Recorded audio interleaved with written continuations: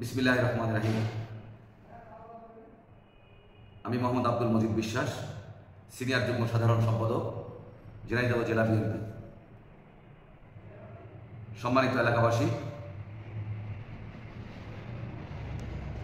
আর কিছুদিনের মধ্যেই আমাদের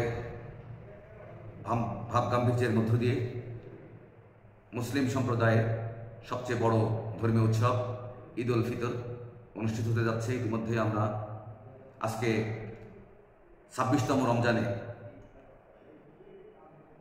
আমরা অতিবাহিত করতে চলেছি। রমজান মাস সিয়াম সাধনার মাস, গুনাহ-মাফের মাস। এই মাসে আমরা আমাদের ধর্মীয় দৃষ্টিকোণ থেকে ইবাদত বন্দেগীর মধ্য দিয়ে আমাদের জাগতিক জীবনে আমরা যে পাপ করেছি, প্রতি মুহূর্তে গুনাহ করেছি, সেই গুনার মহান রাব্বুল আলামিনের কাছে আমরা ক্ষমা চাই এবং আগামী দিনগুলোতে যেন আমরা সুন্দরভাবে ইসলামের পথে নিজেদেরকে পরিচালিত করতে পারি। আমি মুসলিম সম্প্রদায়ের সকলকে সঠিকভাবে রমজান পালন করার আহ্বান জানাচ্ছি।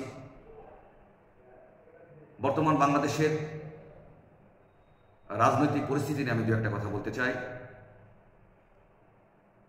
2024 সালে জুলাই বিপ্লবে বাংলাদেশের মানুষের রাজনৈতিক চিন্তাভাবনা, রাজনৈতিক দৃষ্টিভঙ্গি একটা আমূল পরিবর্তন ঘটেছে বলে আমি মনে করি। অবরুদ্ধ গণতন্ত্রকে পুনরুদ্ধার করার লক্ষ্যে এদেশের গণতন্ত্রকামী মানুষ দীর্ঘদিন ধরে স্বৈরাচারী হাসিনার বিরুদ্ধে আন্দোলন করেছে। দেশনেত্রী বেগম খালেদা জিয়া এবং তারেক রহমানের নেতৃত্বে সকল গণতান্ত্রিক রাজনৈতিক দল একটা প্ল্যাটফর্মে এসে গণতান্ত্রিক আন্দোলন করেছে। এই গণতান্ত্রিক আন্দোলন করতে যে এদেশের জাতীয়তাবাদী শক্তির অসংখ্য নেতাকর্মী আত্মাহুতি দিয়েছে, অনেকে গুমের শিকার হয়েছে, অনেকের পরিবার পরিজন বাংলাদেশ ছেড়ে বিদেশের মাটিতে আশ্রয় নিতে বাধ্য হয়েছে।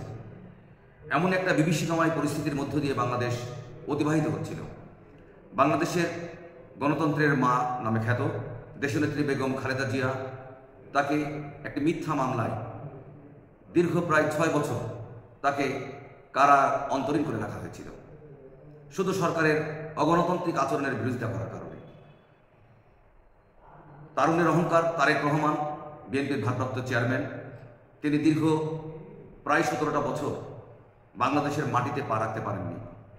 এই স্বৈরাচারী সরকার হাসিনা সরকারের নির্যাতনে দেশ ছেড়ে তাকে লন্ডনে থাকতে হয়েছে।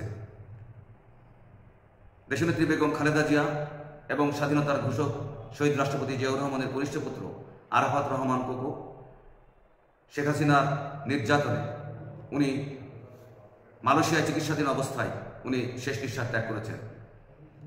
জিয়া পরিবারের উপরে যে নির্যাতন হয়েছে, পাশাপাশি বাংলাদেশের জাতীয়তাবাদী শক্তির অনেক পরিবারের উপরে একই রকমের নির্যাতন হয়েছে। আমাদের ইলিয়াস আলী চৌধুরী আলম সহ বিএনপির অসংখ্য নেতাকর্মী গুম হয়ে গিয়েছে।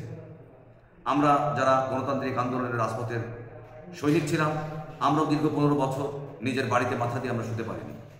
এমন একটা পরিস্থিতিতে জুলাই বিপ্লব সংগঠিত হয়েছে, বৈষম্য বিরোধী ছাত্র আন্দোলন।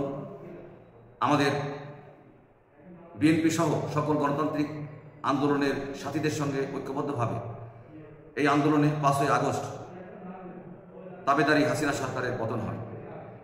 এই পতনের মধ্য দিয়ে বাংলাদেশ থেকে একটি স্বৈরাচারী সরকারের অধ্যায় সমাপ্তি ঘটে।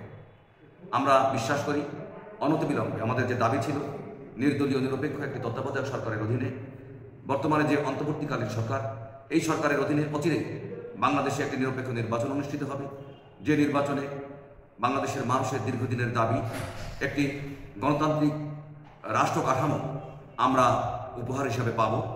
যে কাঠামোই থাকবে না কোনো বৈষম্য, যে কাঠামোই যার যার স্বাধীনভাবে তারা কথা বলতে পারবে, স্বাধীনভাবে তারা চাকরি বাকরি ব্যবসা বাণিজ্য করতে পারবে এবং স্বাধীনভাবে চলাফেরা করতে পারবে।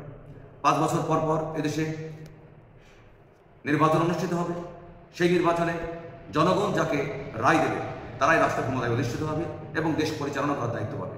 তাদের নেতৃত্বেই বাংলাদেশ আগামী দিনে অর্থনৈতিকভাবে এবং সামাজিকভাবে এগিয়ে যাবে। বাংলাদেশ আর পশ্চাৎপদ থাকবে না। আমরা বিশ্বাস করি আমাদের প্রিয় নেতা তারেক রহমান, আমাদের প্রিয় নেত্রী, দেশীয় নেত্রী তারেক রহমানের নেতৃত্বে বাংলাদেশের মানুষ স্বপ্ন দেখে আগামী দিন বাংলাদেশ হবে বৈষম্যহীন একটি বাংলাদেশ। আগামী দিনের বাংলাদেশ হবে গণতান্ত্রিক বাংলাদেশ। আগামী দিনের বাংলাদেশ হবে জাতীয়তাবাদী শক্তির বাংলাদেশ। আগামী দিনের বাংলাদেশ হবে শহীদ রাষ্ট্রপতি জিয়াউর রহমানের বাংলাদেশ। এই প্রত্যাশা, এই স্বপ্ন আজকে দেখে বাংলাদেশের মানুষ। আমি আমাদের প্রিয় নেত্রী, দেশনেত্রী বেগম খালেদা জিয়ার পক্ষ থেকে এবং তারুণের অহংকার তারেক রহমানের পক্ষ থেকে প্রিয় ঝিনেদাবাসীকে অগ্রিম ঈদের শুভেচ্ছা জানাই। ঈদ মোবারক।